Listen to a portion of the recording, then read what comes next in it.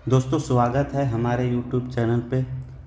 दोस्तों जितने भी लोग बीपीएससी तैयारी 4 का एस्पिरेंट है, जितने भी बीपीएससी तैयारी 4 का एस्पिरेंट है दोस्तों, जो कंप्यूटर साइंस टीचर का तैयारी कर रहे हैं वो हमारे साथ जोड़े दोस्तों।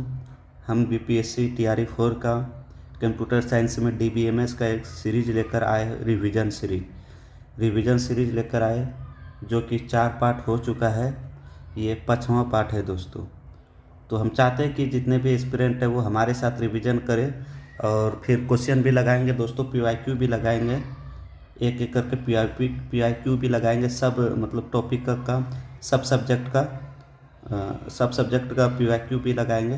तो हम चाहते हैं कि आप हमारे साथ जुड़ें और हमारे साथ रिवीजन करें और एग्ज़ाम तक करते रहे और अंत में क्लियर भी करना है बीपीएससी तैयारी 4। ठीक है ना दोस्तों। तो बिना टाइम गवाए हम शुरू करते क्या, रिवीजन सीरीज शुरू करते हैं, जो कि पार्ट 5 है। ठीक है दोस्तों, चलते हैं। 4NM तक तो हम लोग पढ़ चुके थे दोस्तों, 4NM तक तो हम पढ़ चुके थे। अब हम आज पढ़ते हैं 5NM। 5NM क्या है? कोई भी टेबल को जो 4NF में हो तथा उसमें ज्वाइंट डिपेंडेंसी नहीं हो तो PGNF यानी प्रोजेक्ट ज्वाइंट नॉर्मल फॉर्म कहते हैं।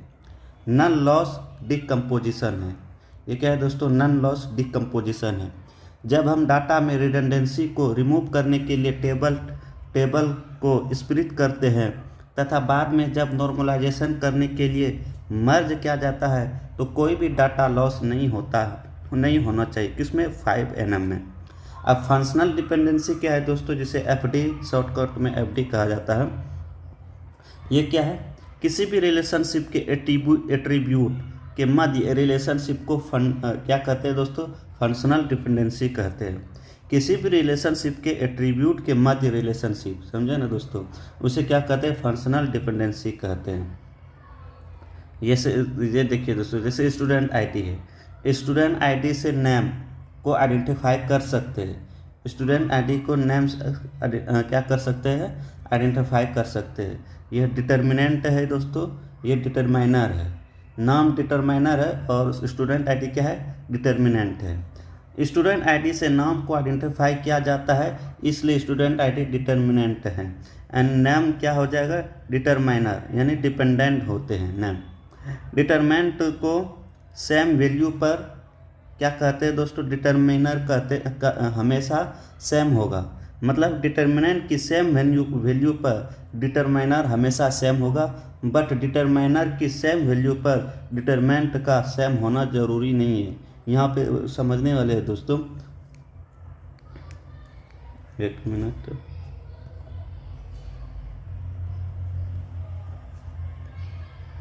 ये क्या कहा गया? डिटरमिनेंट की सेम वैल्यू पर डिटरमाइनर हमेशा सेम होगा, ये तो है, बट डिटरमाइनर की सेम वैल्यू पर डिटरमिनेंट का सेम होना ये क्या है तो दोस्तों जरूरी नहीं है। अब टाइप्स ऑफ फंक्शनल डिपेंडेंसी क्या है, जिसे FD कहते हैं। ये एक ट्रेवल FD है, सेमी ट्रेवल FD है, नॉन ट्रेवल FD है। अब ट्रेवल FD क्या है दोस्तों? जैसे स्टूडेंट आईडी है, नाम है, एज है। If XY are the attribute of relationship R, then XY will be trivial FD when Y X का सबसेट होगा। ये जो है दोस्तों X जो है X greater than equal to Y, तो क्या है दोस्तों? ये सबसेट होगा XY का, Y जो है X का सबसेट होगा।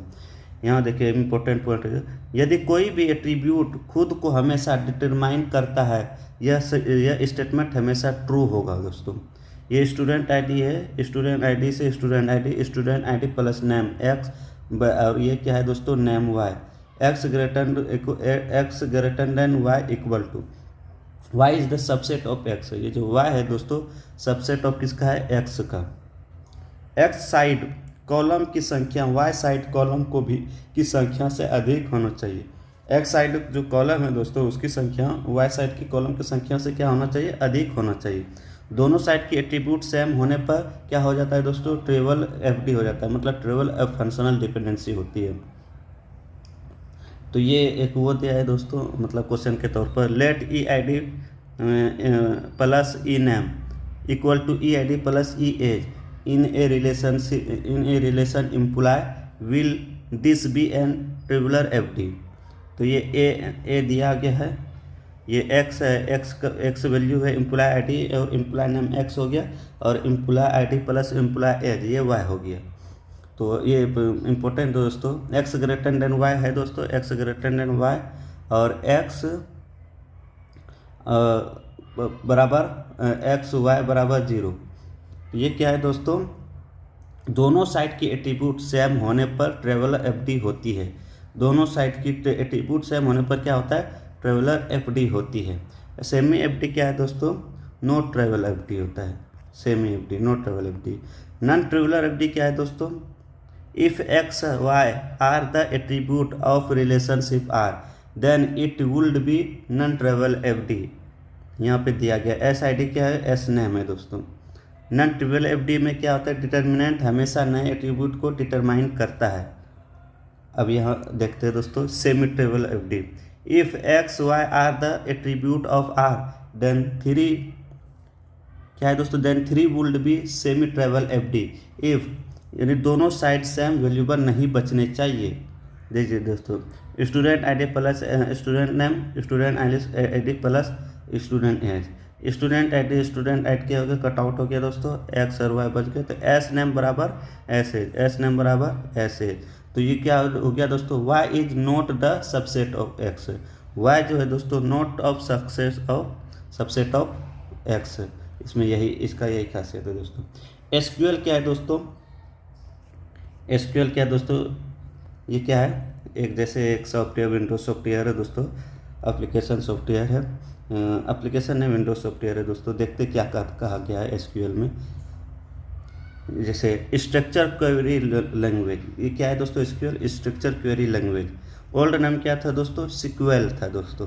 स्ट्रक्चर इंग्लिश क्वेरी लैंग्वेज, ये पूछा जाता है दोस्तों, SQL का ओल्ड नेम क्या है। डेवलप है, डेवलप कब हुआ है, develop by IBM। Declarative language है दोस्तों, और ये डोमेन स्पेसिफिक लैंग्वेज है। It work on RDMS only, ये जो वर्क करता है on RDMS only. Case sensitive language है दोस्तों, केस सेंसिटिव लैंग्वेज है। वर्ष 1970 में IBM कंपनी ने father of DBMS doctor EF Codd के रिलेशनल अलजेब्रा के रिसर्च पेपर्स का यूज करके SQL को बनाया गया है दोस्तों। SQL was renamed as SQL। SQL में टेबल नेम 64 कैरेक्टर का हो सकता है तथा यह केस सेंसिटिव होगा। ये SQL का खासियत है दोस्तों, ये SQL के बारे में था, जो कि सॉफ्टवेयर होता है दोस्तों, जिसमें हम लोग बहुत सारा काम भी करते हैं। SQL कमांड क्या है दोस्तों, DDL है, ये कमांड है। DDL क्या है, डाटा डेफिनेशन लैंग्वेज। ये इसमें क्या क्या होता है दोस्तों, बहुत ही इंपॉर्टेंट है ये दोस्तों, ये समझ लो बहुत ही इंपॉर्टेंट है।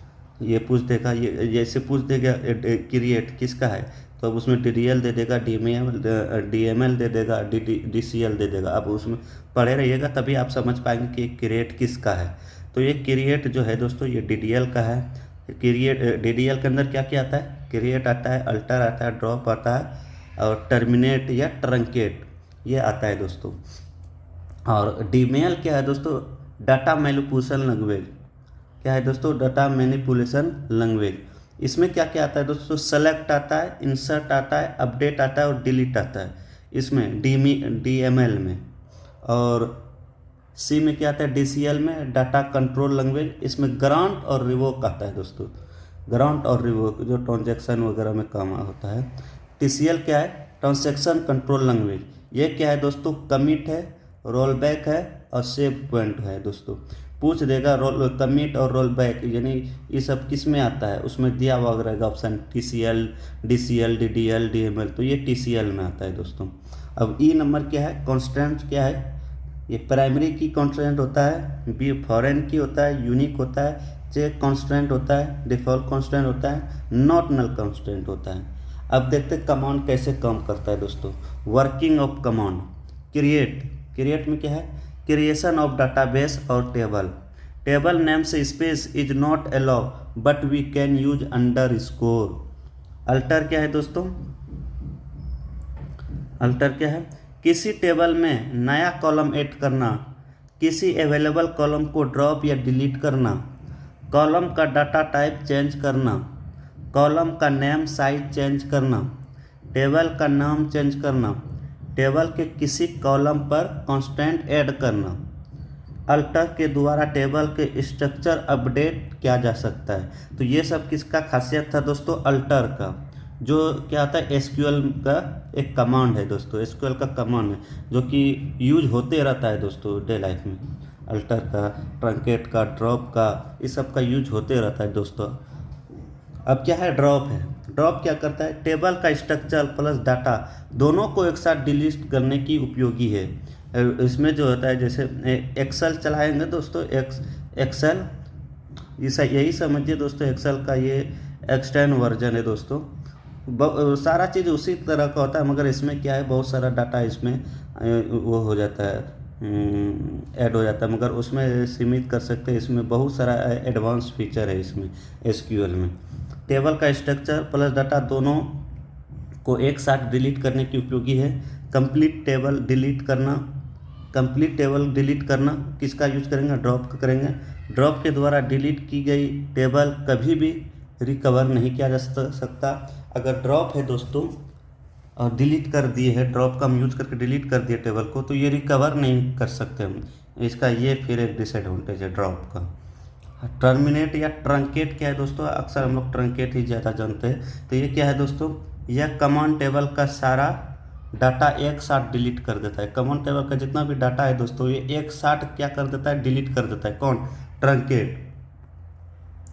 यह कमांड टेबल का स्ट्रक्चर डिलीट नहीं करती है।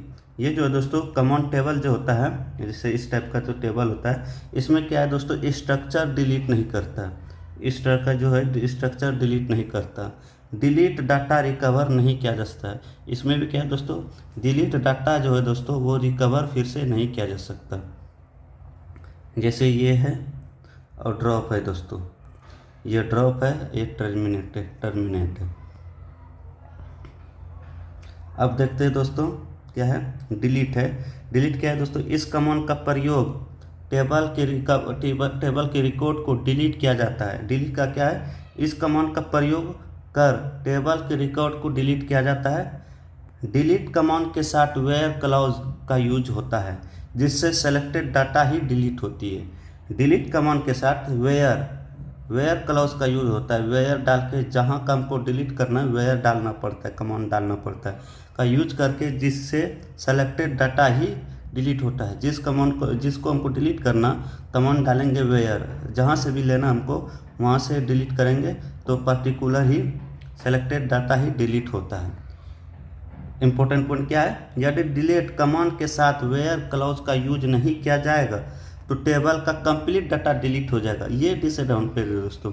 अगर हम डिलीट करते समय वेयर क्लॉज का अगर यूज नहीं करेंगे, वेयर यूज करने करेंगे, तो ये क्या कर देगा दोस्तों? टेबल का जो कंप्लीट डाटा है वो पूरा डिलीट कर देगा। इसका डिसएडवांटेज ये है डिलीट का एसक्यूएल के अंदर। अब drop vs terminate vs delete में अंतर क्या है दोस्तों? सब सेम लग रहा है सुनने में, मगर अंतर है दोस्तों। क्या क्या अंतर है हम वो देखना चाहते हैं, देख लेते हैं क्या क्या अंतर है। ड्रॉप में क्या है दोस्तों? टेबल के स्ट्रक्चर एंड कंप्लीट डाटा को अस्थायी रूप से डिलीट करता है ड्रॉप में। और टर्मिनेट में क्या है, जिसे ट्रंकेट कहते हैं, टेबल की कंप्लीट डाटा को एक साथ अस्थायी रूप से डिलीट करता है, एक साथ, बट टेबल के स्ट्रक्चर को डिलीट नहीं करता। टेबल का जो है कंप्लीट अस्थायी जो है उसको एक साथ डिलीट करता है, मगर स्ट्रक्चर जो है, ये सब स्ट्रक्चर ये डिलीट नहीं होता है। डिलीट में क्या होता है दोस्तों? टेबल के रिकॉर्ड को वन बाय वन डिलीट करता है। डिलीट टेबल का रिकॉर्ड जो है दोस्तों 1 by 1 रिकॉर्ड करता है, वो डिलीट करता है। इसका ये खासियत है। अब इसमें क्या है दोस्तों? No recovery of deleted data. ये किसमें? ड्रॉप में no recovery of deleted data. मगर टर्मिनेट में भी देखिए faster command than delete. Faster command than delete मतलब इससे ज़्यादा कमांड होता है, जल्दी काम करता है। इसमें भी कहा गया है no recovery of delete data, इसमें भी रिकवरी नहीं होता है। डिलीट में क्या है? Deleted data can be recover. Delete में क्या है दोस्तों? डिलीटेड डाटा, अगर कोई भी डाटा डिलीट किए इसमें हम रिकवर कर सकते हैं। ये है, मगर इसमें और इसमें नहीं कर सकते। ड्रॉप और ट्रंकेट में हम रिकवर नहीं कर सकते, मगर डिलीट में हम डिलीटेड किया हुआ डाटा को हम रिकवर कर सकते हैं। और इसका ये क्या है, ये तो एडवांटेज हो गया, मगर डिसएडवांटेज भी। स्लोअर कमांड देन टर्मिनेट, इससे क्या है दोस्तों, स्लोअर है, किससे स्लो है, किससे टर्मिनेट से। तो ये इसका डिसएडवांटेज है।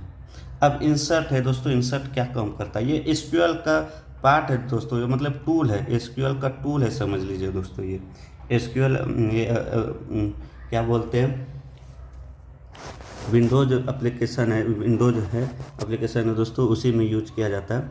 किसी टेबल में न्यू रिकॉर्ड इंसर्ट करने में उपयोगी होता है दोस्तों। इंसर्ट क्या होता है दोस्तों, किसी टेबल में न्यू रिकॉर्ड अगर ऐड करना है, कोई भी चीज़ कहीं ऐड करना है तो इसमें इंसर्ट का यूज करते हैं दोस्तों। जैसे एक्सेल में भी हम लोग यूज करते हैं इंसर्ट, राइट क्लिक करके, तो इसमें इंसर्ट लिखना पड़ता है दोस्तों। इंसर्ट क्या है, इसमें क्या होता है, एसक्यूएल में सब चीज़ हमको टाइप करके लिखना पड़ता है, कोई भी चीज़ हमको टाइप करना पड़ता है।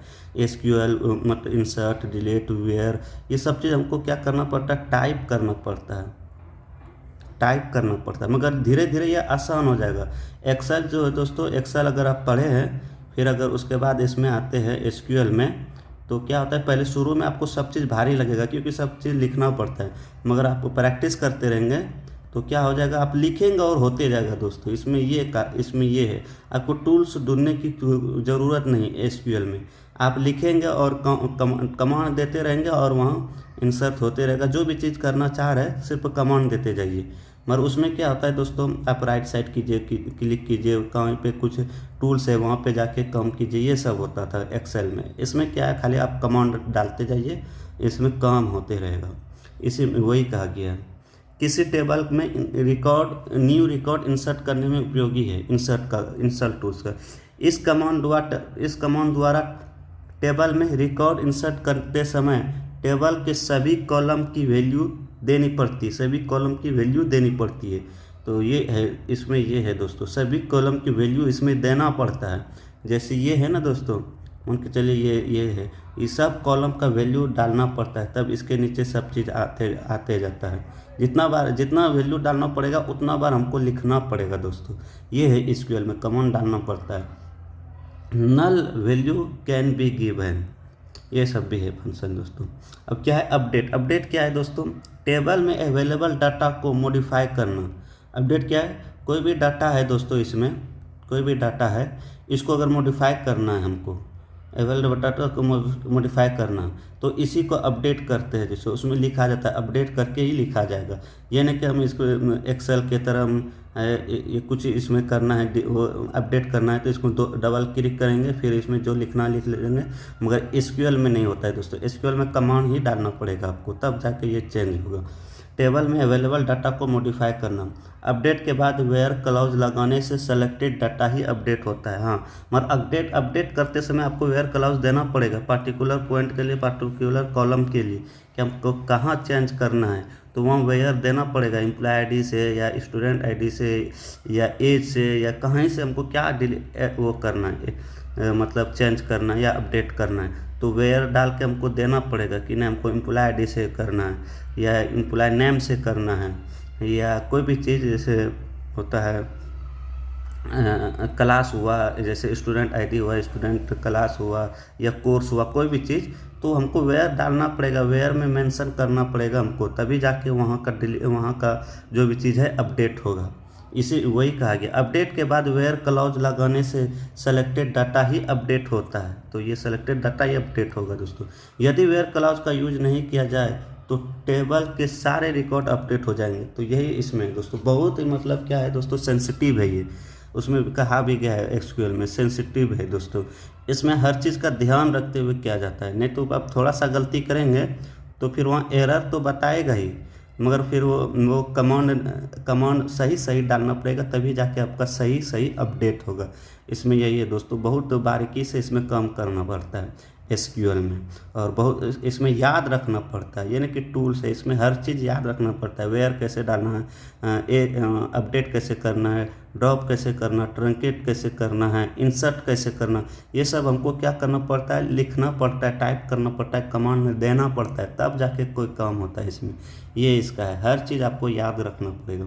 सेलेक्ट करना है तो standard query by which we retrieve table data, तो इसमें भी यही कमांड दिया हुआ है। गारंटी क्या है, when we allocate some permission to the user of the database. Grant revoke क्या है दोस्तों, it want to deny the permission और डेडलॉक, क्या बोलते हैं, हाँ, deallocate the permission of the किसका, यूजर ऑफ डाटाबेस, तभी हो सकता है रिवॉक।